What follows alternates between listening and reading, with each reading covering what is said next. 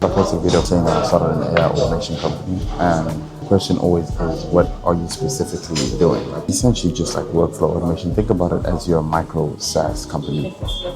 You work with clients, you just look at what problems they have and you create a custom solution for them. The reason why you can create that custom solution is because the tools exist for you to do it on a small scale in a very quick amount of time. I was working a job in 2023 and I'm very lazy. I don't like to do work, so I decided, okay, I'm going to use AI to make my job faster. You go down the rabbit hole of just looking it up on YouTube and watching videos about it.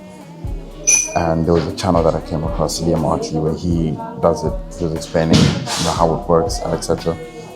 And it was compelling, so I decided to learn myself. And so I created an automation that I was able to sell to the first company that I worked for. That worked out pretty well, and I realized that there's actual value in it. It was just the struggle of now acquiring more clients and communicating that to them. Obviously they have a pain point. You want to address that and bring the solution.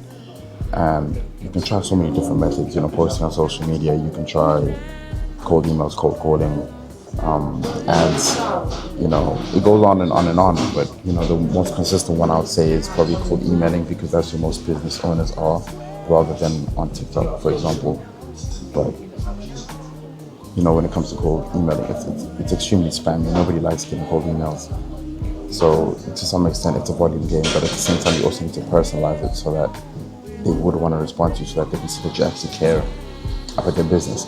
But at the end of the day, you're a business owner, so you're not going to spend 5 hours researching one company, creating an entire automation, and then reaching out for them just not to respond.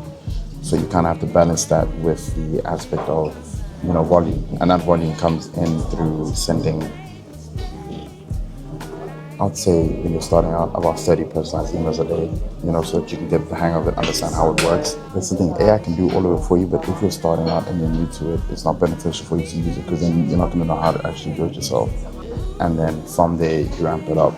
And the amount that you can send is dependent on how much capital you have. So for some people, when they're starting out, you don't have a lot of money that you're working with, so you would have to do it manually.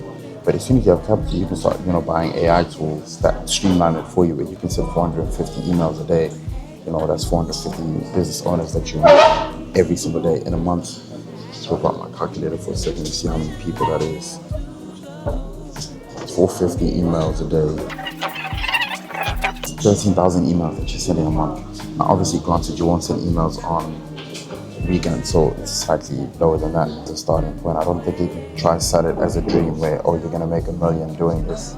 The point is just to get capital, then redirect it somewhere else. I mean, it would be amazing to make capital doing this, reinvest it into the business, perhaps actually create software solutions that you can streamline and sell on a larger scale.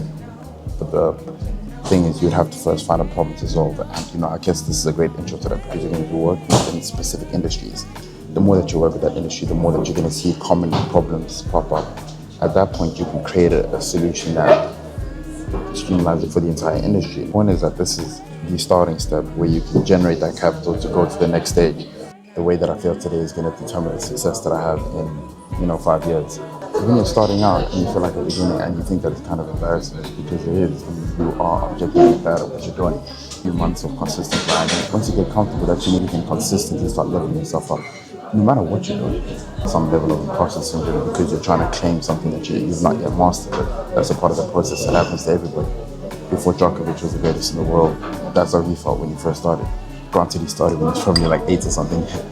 And why it's also going to really feel weird is because you're also surrounded by people that aren't doing what you're trying to do. If you surround yourself around people that are also trying to, create something and they're young, you're not going to feel weird about it anymore, because they're going through the exact same thing as you. So you kind of have a community of people that are experiencing the exact same feeling. They all feel like imposters.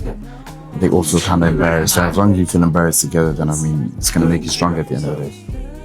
We had another project that I'm working on, which is just refining an automation that I created. Hoping this meeting real quick. I don't want to be late.